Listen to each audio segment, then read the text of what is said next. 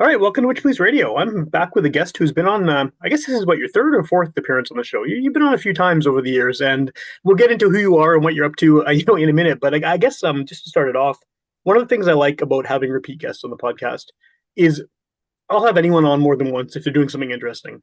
And I think you definitely fit in that category, in that every year or so you're definitely putting out some interesting music. It seems like you kind of have this routine where you're just sort of constantly releasing new stuff, and there's always something unusual to it or different than the previous one. So I'm always happy to have you on the show. I know you kind of when we were talking about it earlier, you were like, I don't want to be on too much, but you always have stuff that's worth talking about. So I think I'm always happy to have you back on. So um, before we launch into it, if you want to introduce yourself, give a bit of background about who you are, what you do, that'd be a great way to start. Sure. I appreciate it, Sam. It's great being back. My name is Mike Powell, and I record under the name Closetjudas. I've been recording over the past 7 years here in Manitoba, making non-monetized, lo-fi, what I call post-grunge concept albums. So I've been doing that for the past number of years, and I'm releasing a new album in November.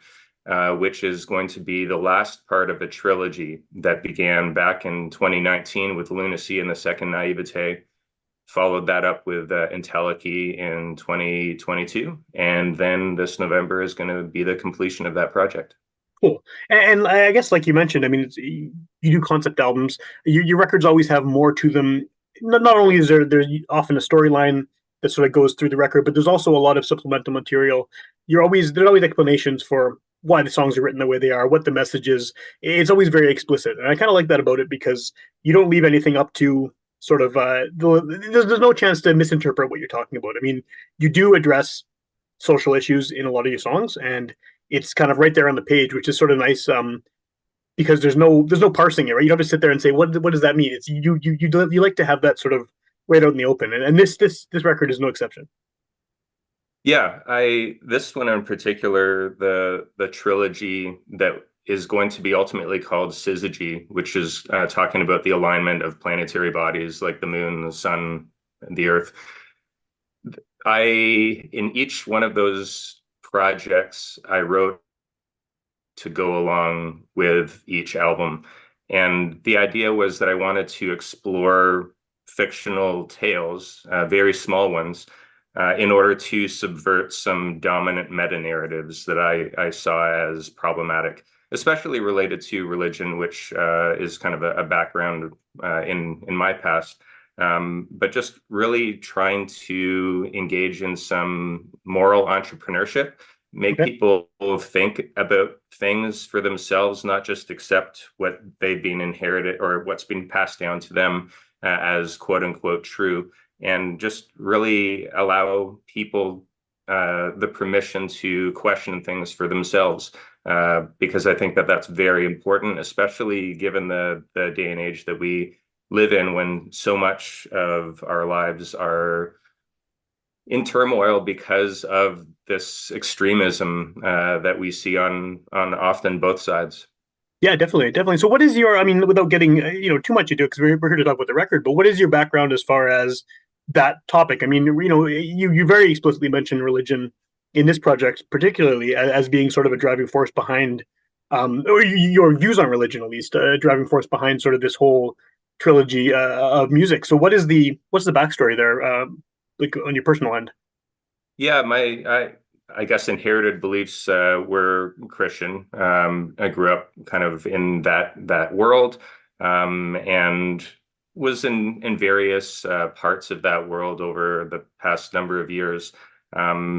This particular project, Sonder, I tongue-in-cheek called an ode to nihilism, Okay. which is just I'm trying to explore the idea of rejecting religion, and really leaning hard into existentialism, because I think, especially, I think when it comes to criticizing or critiquing something, I think it often makes the most sense when you can do that from within, or at least from within a tradition that you're part of. It's Yeah. one thing to stand outside of another faith tradition and say, well, this is completely wrong, but not having to explore it or not having any reference point to it. But when you have come from a particular background that you're very familiar with those things, I think there's a lot more authenticity when you pull it apart and see what works and what doesn't, throw things out, maybe save other things. Yeah. But I've often found over the past number of years where I have been pulling it apart and burning it down, that there's not a lot left afterwards. So that doesn't connect with a lot of people. But I think for me, especially with this particular project, really wanting to question taken for granted systems. Why do we put our faith or trust in those things when often they aren't examined in a depth that I think it deserves or merits. Yeah, for sure. And I think you're right about being able to observe it from within, because I mean, uh, I find this question about your focus on religion here interesting, because I'm not a religious person. I didn't grow up with any religious background whatsoever. So I am absolutely looking at this from an outside perspective. So my take on what Christianity is and what religion is very different from yours, because I it's always seemed kind of ridiculous to me. Like, I mean, not to, but a lot of aspects of it seem like, why would anyone believe this? But obviously, having grown up in it and having been exposed to a lot more of it, you're going to look at it differently, because you at one point presumably did believe in a lot of this stuff, right? And so you've had to come to where you are now sort of on your own, whereas I was just sort of, this is how it is. Exactly. And I think a lot of times we latch on to identity markers, whether it's some type of naming, like you're part of this or that group, Yeah, the idea of siding with one, group or another. And I just find every single time that happens, people just get killed yeah, yeah, because the identity is so tied to the beliefs and the defense of those beliefs, and it often ends in genocide on many sides in history. When you take a look at, especially, like, I'll just take an example that isn't maybe as politically charged today. The history of Northern Ireland. sure, We have the Catholic and the Protestant divide. You have people who are loyal to the crown, in other words, Britain, who are often in a lot of the northern part of Israel, and you have people in the south who are Irish, the Republicans, and the West, and this constant back and forth of defending one's faith against those who are opposed to your particular beliefs, whether it's political, whether it's religious, that kind yeah. of thing. So many people needlessly died over the years and continue to in different places around the world, just because they're unwilling to say, maybe I don't really need to align myself with this political group, religion, that kind of thing. Yeah, Maybe we can just be kind humans to one another and see each other as just, going through the same thing. And that really gets to the idea of behind the name Sonder. Sonder is a word that means it's that moment of recognition. Like, I don't know if you've experienced it, where you're like walking down the street or you're driving your car and you see another person, and you realize in that split second that they have had a life just as complex as you, just as meaningful, yeah, the relationships. And in that moment, there's empathy. You realize this person has struggles just as I do. They've had wins just as I have. yeah, Um, sure. can't we just see past a lot of the labels that make things problematic in life? Well, and at a much smaller level, a much maybe less consequential level, is social media has made everyone sort of clinging to whatever group they feel they belong to, vocally and aggressively almost. And Yeah. it's on a micro level. Obviously, someone tweeting an insult to someone isn't gonna. No one's hopefully dying from that, but yeah, it's the same. it's the same, I think, attitude, just on a much smaller, more sort of personal, one-on-one level. Exactly. And with my albums, one of the reasons I really try to emphasize the idea of story is because this type of delivery method, I guess, is a bit more subversive because you can relate to it. It doesn't come across as preachy or Yeah, judgmental or something like that, but you can have that permission to explore ideas. Like similar to what Philip Pullman did with his Dark Materials, like the Golden Compass series, yeah, yeah. like exploring ideas like that, but in my albums in a very micro form. So, very short, very to the point. And yeah, I provide a lot of explanations about it as well, but want people to really, think about it for themselves. Yeah, well, as far as the explanation go, I mean, I know a lot of your stuff is coming with like thick documents, sort of going over every aspect of what's happening and what this is a reference to and what your thoughts are on X, Y, and Z topics. But I mean, Yeah. the stuff you have on Bandcamp now from this record, you have the songs, and then you have the lyrics, and then you also have sort of the audio explanation of what the song is about and what the background is and all that. So those Yeah. are. I was going to ask you about those because they're not. It's not just you sort of reading something you prepared. There's an artistic element to it as well. And I mean, one of the descriptions had like there's some echo happening on certain words, and then there's sort of this atmospheric background sound. What goes into that? How do you decide what you want to do artistically with those? Because they could very well just be here's the document, I'm reading it, listen to the words, right? Yeah, I want it to be a bit more artistic and philosophical at the same time because I think both of them there's a hybrid that I try to bring into things. With each project, I try to approach it in a little different way. This particular one, I asked a an Irish philosopher named Peter Rollins to read the story that I wrote. He's a favorite author of mine. A lot of his work, he does what's called pyrotheology, which is Okay. just as it sounds. You burn everything, see what remains. If anything is good, you keep it. If it's not, then it wasn't meant to be, to survive.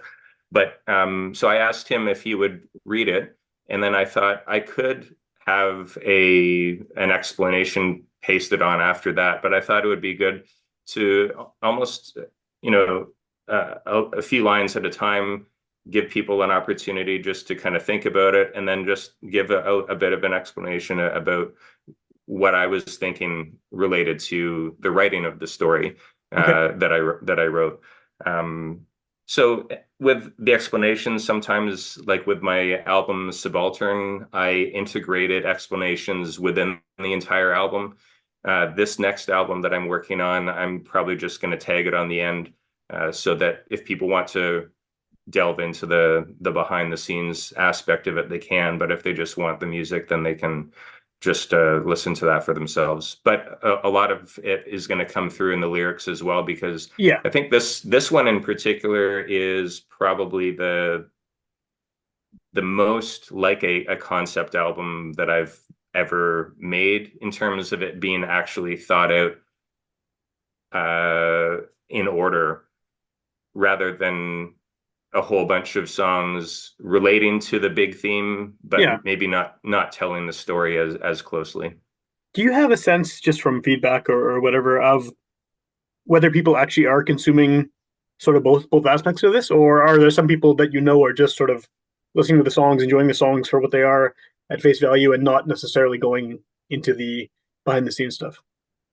I'm actually not entirely sure. I don't keep a really uh, close look at the stats behind the things that I release. Once in a while I check it out, Yeah, but it's yeah, I think that's the thing with art. You create it, you put it out there, you hope it resonates. I have had some feedback that some people have really enjoyed kind of the philosophical aspect of it. Sometimes the musical aspect. Yeah, that's a good question. I don't actually really know what lands better, yeah. the music, the philosophy, or both. I mean, hopefully it's both because the amount of effort you put into making sure that both elements are there, right? But Yeah. you mentioned your friend, the Irish guy, Yeah. being involved in that part of it, and I mean, looking at the credits, you have drum loops provided by an outside person. Have you? I mean, I know it's a very much a solo project, but have you? Do you feel like you're slowly sort of opening this up to more collaboration? I know it's not the first time you've done collaborative stuff, but it seems like maybe as you go along, there's more people sort of getting slightly involved in what you do. It is true. You mentioned drum loops. I don't do drumming myself. Kyle Kreis, he's a drummer out of Saskatoon, Okay. actually. I found his work via Reddit a few years back and didn't even realize that he was Canadian. So shout out to him. Yeah, he just makes really great loops. And since it's something that I don't do, I definitely appreciate being able to integrate that into my work. But yeah, I think like one of the most collaborative projects that I've done over the past number of years, and one of the best experiences was working with the famous Sandhogs. We released a double single, or like a split single, Yeah, yeah. a few years back, and that was great. He recorded all of the tracks and sent them to me, and I mixed them, and I did the same. And that was, yeah, it was super collaborative, and I'm really happy with how that turned out. But yeah, I think there's a lot of value in working with others. I often don't. There's an artist by the name David Bazan who records under the name Pedro the Lion. Sure. Um, he wrote a song a number of years back called "Fewer Moving Parts," and the lyrics go, "Fewer moving parts mean fewer broken pieces." And I think in many ways I have isolated myself and done things solo for a number of years just because it's easier. You Yeah. don't have to worry about schedules, that kind of thing. But there definitely is value in collaborating. And I think when you do collaborate, you do open up that world a little bigger and can get feedback in terms of like maybe thinking about the song structure differently, or doing this or that in a unique way. Well, when it comes to those collaborations and the actual structure of the songs, the sound of the songs, how much I guess how much communication do you have? For example, the drum loops, right? I mean, how much of that are you directing sort of what you want to hear, or how much of it is him just sending you loops and you building on those? The drum loops themselves are just like a download that you would get a whole bunch of stems, and then Oh, cool. Okay. you can just like Kyle's never made a whole series for me. I've just taken his samples and then I order them in the way that I want them to sound. So the actual process creatively is still very much me directing things, but just taking the elements that resonate with me to create the soundscape that I'm looking for. Well, what does resonate with you? I mean, what I mean, I know that this is kind of this. There's elements of grunge and alt rock and all these things that we've talked about before, sort of within Yeah, the sound. But what are you? I mean, when it comes to drums, what are you looking for? Because, like you said, that's not something you play, right? So you're yeah. obviously there's something in your head that you're hearing with these songs that you want to find. Like, how do you know when you found the right loop to record the rest of your music with? Think I'm always taken back to like when I had a Walkman in junior high, Yeah, and when you get that song that gives you that forward momentum to walk at like a pace where you feel like something is going on.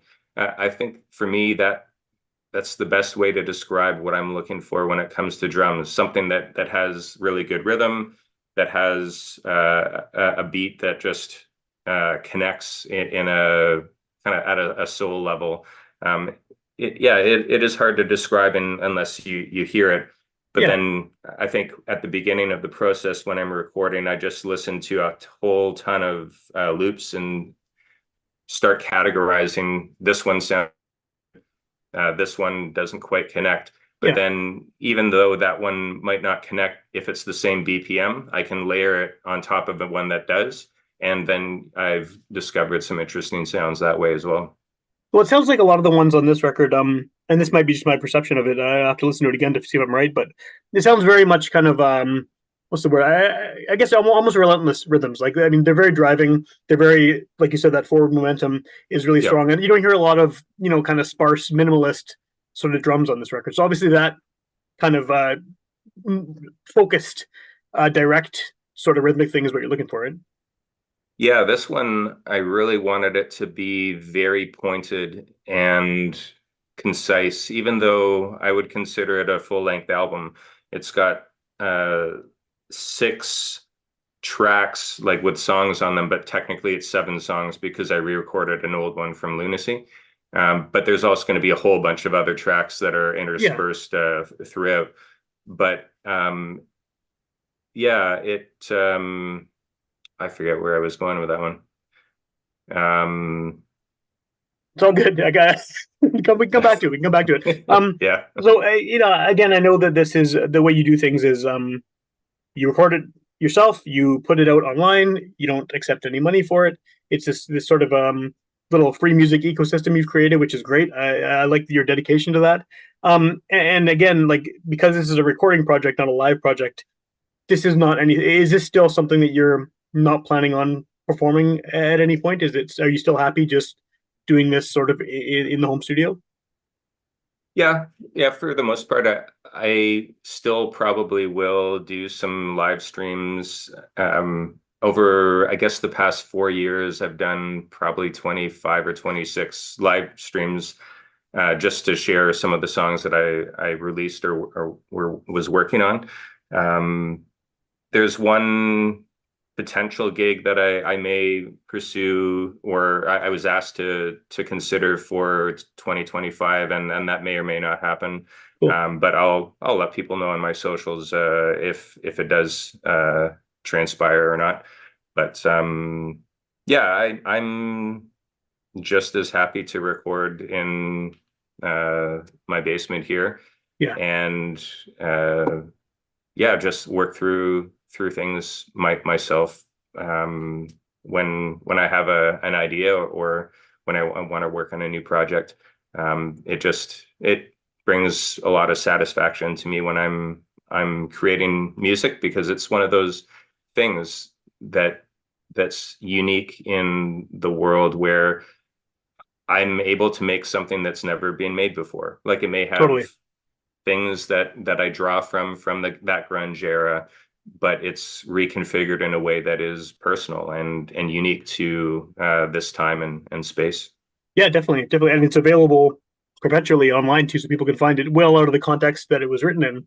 I mean, you have Yep. some albums up there now on Bandcamp that are, I'm sure, if you look back at what you were talking about, what you were focused on, what you were inspired by for these songs. I mean, some things stay the same, unfortunately, and some of Yep. these social issues you talk about have never really changed in decades. Exactly. But still, the original context around these records is. Do you ever go back and listen to some of these older ones and then sort of see how your point of view has changed at all, if it has?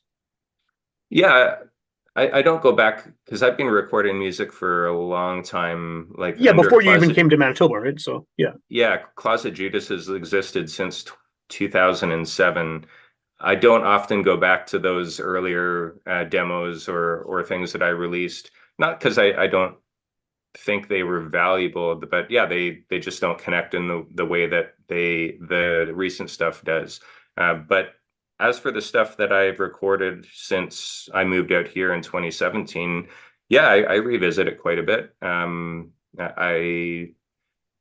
I often hear artists say that they hate listening to their own stuff or just they don't, want to, but I actually really enjoy revisiting things because it is about reconnecting with that time in my life where I was wrestling with this or that yeah, and seeing where I am now. And yeah, I think it's a helpful process. And I think also I make music that I want to hear that as an artist. So I actually don't think it's very strange to listen to things that you've made appreciating your own art.